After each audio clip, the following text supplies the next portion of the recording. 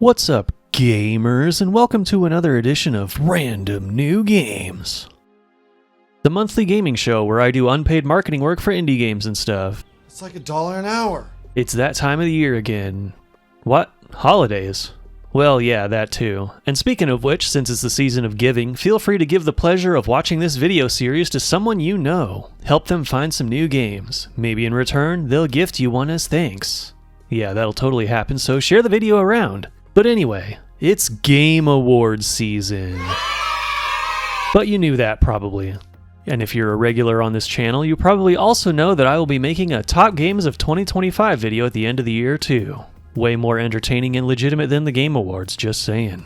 With all that being said, November wasn't as overwhelming as I expected it to be. Nothing like last month. In fact, despite there once again being over 200 games in the release list, coming up with this top 10 was pretty tough. In fact, it was another month where most of the games I had my eye on released with negative reviews. I expect nothing, and I'm still let down. This is why you wait. But I think there will be a little something for everyone, like usual, so let's get into it. No preview hype pre-ordering bullshit here, folks. Here are my picks for the best looking games of November, all of which you can get right now. Starting with the honorable mentions. I hate to put this game on here, but I have to if I want to be honest. Anno 117 looks so damn good. I've played one of the older ones, Anno 1404, and this one looks to be an evolution of what I experienced, but set in ancient Rome instead. A setting I think I would enjoy quite a bit more if I played it. Have fun with that Ubisoft bloatware though. My wife threw out my card collection, so I bought a dump to find them all. Star emoji. With a title like that, I don't really think I need to sell the game to you, do I? It's just a chill garbage cleaning sim where you try to find your old collectibles. Unfortunately, it released with some pretty major bugs, so I'd recommend waiting a bit. Classic Eurojank RPG, but made for the modern day. That's Of Ash and Steel, a third-person open-world action RPG inspired by the likes of Gothic and others in the genre. Unfortunately, in classic Eurojank fashion, they also released the game in a very buggy state, so wait a bit for this one too. Thrasher is a follow-up to the cult hit Thumper, where you snake around, and honestly, just watching the trailer, I don't know what the fuck is going on. This is one of those games that really needs a demo, just saying, but it's 96% positive so far, so hey. For our 18 plus spotlight of the month, we have... really? Only one game for the entire month? I could only find one game that isn't just a porn non-game with no gameplay. Well, that would make this easy, but this is allegedly also a lolicon game. You know what? Let's do something else instead. If you want to look that one up, go ahead. Instead, we'll spotlight a different game that got unfairly treated by Steam, once again, despite not being an actual porn game. Lover Kiss Endless Memories, a visual novel-esque game you would never see me playing that got banned from Steam, but somehow can release on GOG and even the now censorious Nintendo Switch without any issues. But Steam will host the actual lolicon game. I don't get it. Censors are retards, all of them. If you want to support Lover Kiss Endless Memories, or if you desperately, passionately want to kiss your waifus, you can do so on GOG DL site DMM Games, which I've never heard of until now, and the Nintendo Switch store, I guess. Hey, Future Chow here. Turns out there were some more adult games that came out in November that I didn't know about until recently, and you can find them in the release list. I just didn't feel like redoing this segment, just saying. On to the top 10. Future Chow out. Open world survival crafting game. But you're on a train. A train that travels between dimensions? Void Train is where it's at, and it looks like all sorts of weird, trippy things can happen in this one. I know this genre is kind of a dime a dozen now, but they're undeniably fun, at least to me, so when I see one with an interesting premise, I can't help but want to try it out. It does have a few issues even after coming out of early access, and is sitting at 75% mostly positive as I write this, but I wanted to include it anyway for the interesting premise. The world shall collapse, and enemies are on your tail.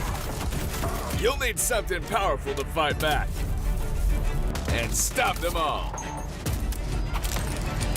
Just don't tell me.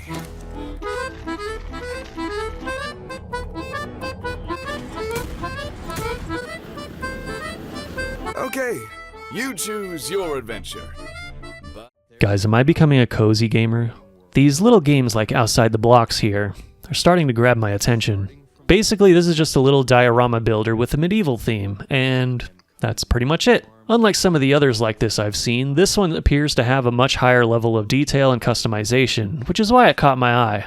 To take the cozy pill or not, that is the question. To spark imagination, to create stories, to capture a moment, to find a motif, to frame a treasure, to embrace the whole, and to cherish every tiny detail.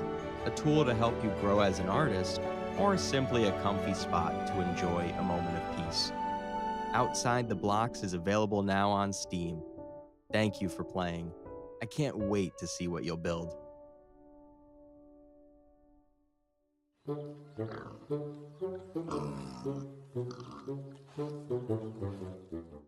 Constance is one of those Metroidvanias where you just want to explore to look at everything. Beating the game? Nah, that's secondary. This is a game full of style and amazing set pieces. Your main tool is a paintbrush, so expect that style to really show in how you play as well. Now, one thing I have said about some Metroidvanias over the years, some of the more artsy ones tend to look better than they play. Is this one of those cases? The reviews seem pretty positive so far at least, so there is that. One thing to be aware of though, this game was made with involvement from the German government, and the devs seem pretty politically motivated. Use your own discretion.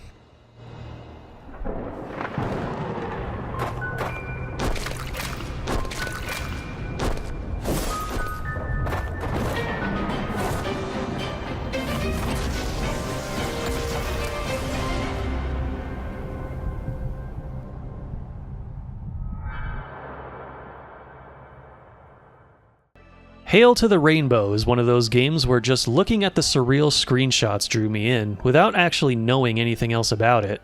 A marketing trick, probably, because once I found out it was a shooter and not just a first-person puzzle exploration game, I felt a little let down. But it still looks very interesting.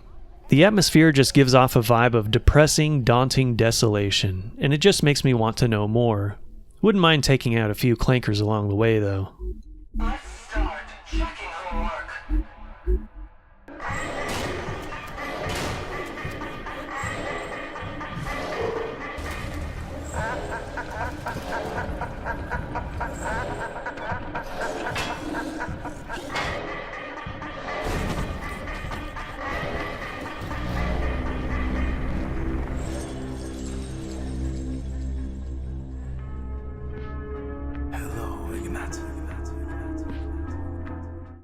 Isekat, crushed by a computer, my beloved kitten is transported to a fantasy world where its typing skills save the kingdom. That's the title. Yep, you know how cats like to jump on your desk, walk all over your keyboard, and type for you, unleashing a bunch of gibberish spam into the void of the internet? Well, seems like one little cat got some cruel and unusual punishment for doing just that. Or just chasing the mouse, and got squished, and then isekai'd. And now it has to save the world using its typing skills it mischievously obtained against its owner's will. It's been decades since I played a typing game, and as I type this and typo over and over again, maybe I need it.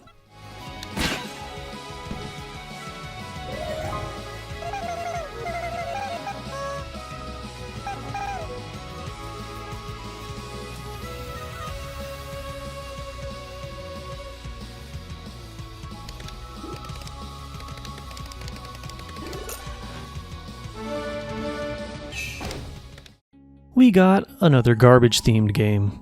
Really says a lot about this industry. This one being a fully fledged retro-style JRPG set in a kingdom of the dump, where everything and everyone is trash. Yeah, that's right. You are trash. Yes, you, watching this video. How does that make you feel? It made me feel like a piece of shit! If you were ever a fan of JRPGs on the Super Nintendo and PS1, this game's style looks straight out of that era. Travel across the landfill as a trash can knight, gather some garbage allies, and take down some garbage enemies.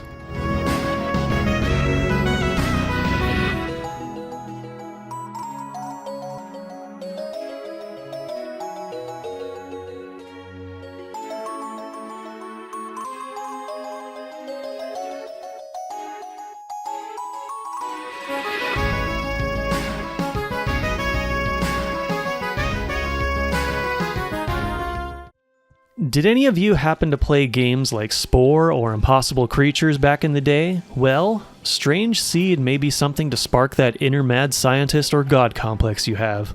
You play as a pathetic little blob, but by taking the DNA of other creatures, you can evolve in so many different ways, it's kinda crazy. Become the chimeric abomination you've always wanted to be, and take over the animal kingdom in the cheesiest and jankiest way you possibly can.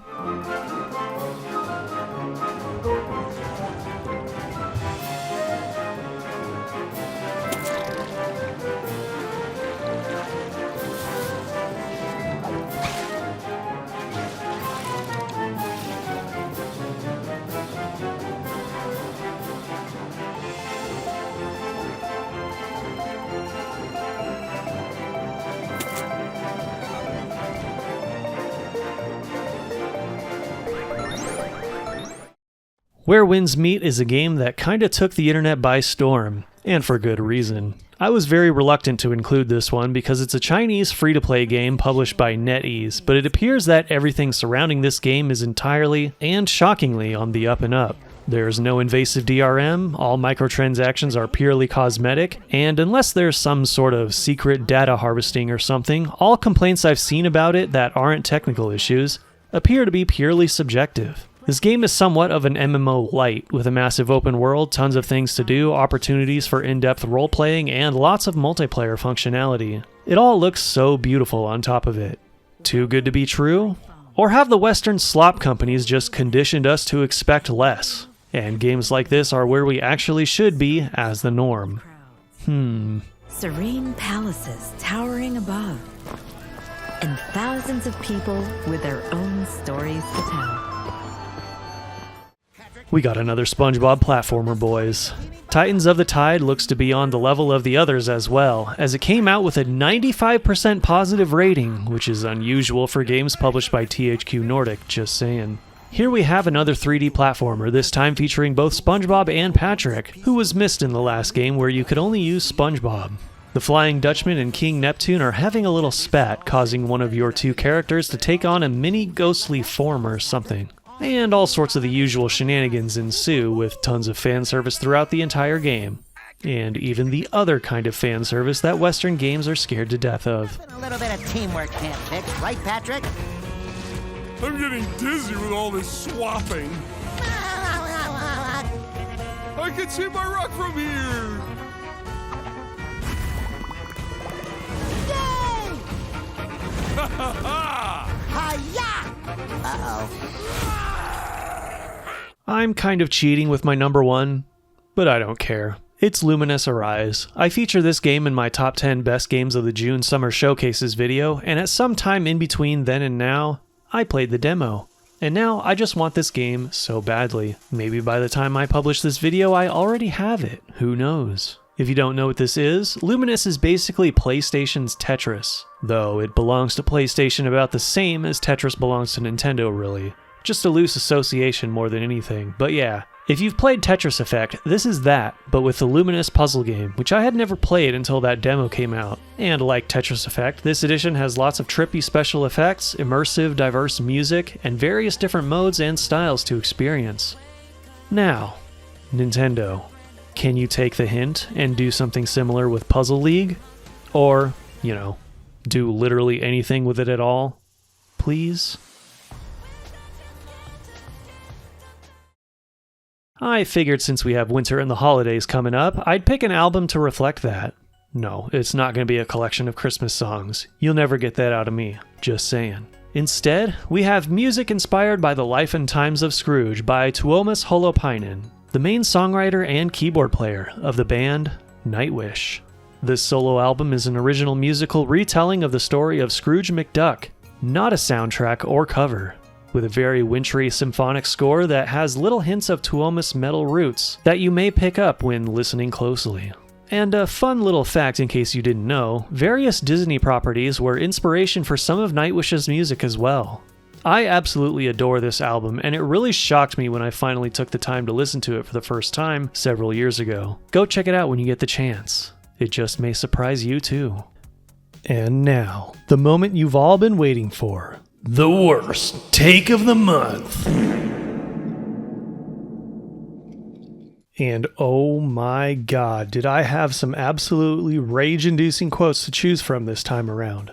I'm only going to feature one of them this time, but man, Ubisoft, Xbox, GTA 6 simps, and some very bizarrely deranged takes about Expedition 33 being nominated at the Game Awards were all contenders. But no, the worst is from one of the worst executives in the industry, because of course. Since shifting to this new RNG style, I have refused to promote the Epic Games Store. In late November, Tim Sweeney, the CEO of Epic Games, completely validated that decision because holy shit, he really proved how out of touch he is with his own alleged consumer base. I was tipped off to this when someone shared this tweet of his saying the following. The AI tag is relevant to art exhibits for authorship disclosure and to digital content licensing marketplaces where buyers need to understand the rights situation. It makes no sense for game stores, where AI will be involved in nearly all future production. So, for context if you're not aware, Steam made it mandatory that game creators must disclose where and how they use generative AI on the game's Steam store page. That's a good thing, right? So that way you know more about what you're buying, right? Well, Timmy here is against that very notion apparently. We'll get into more examples in a bit, but I want to mention that I'm not against the use of AI in games, especially if devs are upfront about it and aren't using it to just generate everything instead of creating the game out of their own ideas. It's a useful tool, and as such, it should be used responsibly. Sadly, I very much see it being widely accepted by consumers even if it replaces the creative process. So I think this rule on Steam is actually pretty important for those of us who take games and their creation process as works of art seriously. But back to Timmy here. This was all started with this AI bro who's probably a bot saying, Steam and all digital marketplaces need to drop the made with AI label. It doesn't matter anymore. And so on. I strongly disagree with this sentiment, of course, and the reason is pretty simple, and we'll get to it. Sweeney was ratioed by a lot of people, to be honest, especially this tweet here simply saying, "No, Tim, the customers deserve to know." To which Sweeney replies with, Why stop at AI use? We could have mandatory disclosures for what shampoo brand the developer uses. Customers deserve to know, lol. What you just said is one of the most insanely idiotic things I have ever heard. Why are you a CEO if you can't even make a simple correlation? No wonder your store sucks. We're talking about the tools to make a game here, and guess what? All these developers have been disclosing what they use to make their games for decades already. Ever watched a credits roll? Whenever a third-party software or service is used, they are always listed in the credits, often including all the staff that made it. And for your own selfish, greedy reasons, all you corporate goons and AI bros think AI should be any different. No. What's really going on is you want to deceive people by lying by omission, so that you can make more money. That's it. Nothing more, nothing less. Which makes me wonder, what else do you want to lie to your customers about, Timmy? What else are you lying about right now? Probably a lot. Probably anything and everything you think you can get away with. This is why everyone hates you. You're all fucking liars. Dishonest, talentless hacks. This whole interaction even caught the eye of IGN, who added more fuel to the fire, which Timmy got a little triggered over. Finally, a gaming journalist did something slightly good, I guess. Not like we needed their help anyway, but still. Alright, that's enough of this horseshit. First, fuck this guy. Second, fuck Tim Sweeney and fuck the Epic Games Store. Your storefront is a stain on the PC platform. You're a dishonest corpo rat who wants to keep your own customers in the dark as much as you possibly can to scam them out of more money. Plain and simple. You will never be as good as Steam or GOG. Stop trying and just delete your service. You'd be doing everyone a favor. Know your fucking place, trash! Damn clanker lickers. Yeah, with rants like these, I'll never rub shoulders with anyone in the industry, just saying. I've been itching to make a video about the future of cloud gaming and AI and all that, and how it's going to suck. Like, really suck. Gamers must reject the cloud, or we're really fucked. But that's for another time, maybe. Anyway, that's it for this episode of RNG. Hope you had fun and found a new game or three you're interested in. If you did, let me know in the comments and let me know if there were any other games from November that you liked. If not, check the description for a list of games sorted by genre that didn't make it for me. There's around 236 games in there, so there's bound to be something for you. Don't forget to leave a like if you liked the video, or a dislike if you're one of the 2 people who buys games from Epic. Idiot! And share the video around to anyone who might be looking for something new to play. Subscribe if you want to see more very infrequent content from me. I've been working a new job that's been eating up a lot of my time now, so things will be slowing down quite a bit for the foreseeable future. Generally, I stream late on Saturday nights now, as in Sunday morning, the overnight real gamer hours, so feel free to stop by if you feel like it. I also have a Steam curator that keeps track of every game featured in these videos as well as every other game covered on the channel. And I may open up my Steam profile to accept friend requests if you guys want to gift me stuff on Steam to troll the shit out of me. That should be amusing, and probably a mistake. You can also hop in the Discord to write fanfiction about me, follow me on the X-Twatter if you prefer to have nothing, or catch my content on Rumble or Odyssey. Thanks for watching, and I'll see you next time. Excuse me, what the actual fuck are you doing in my house?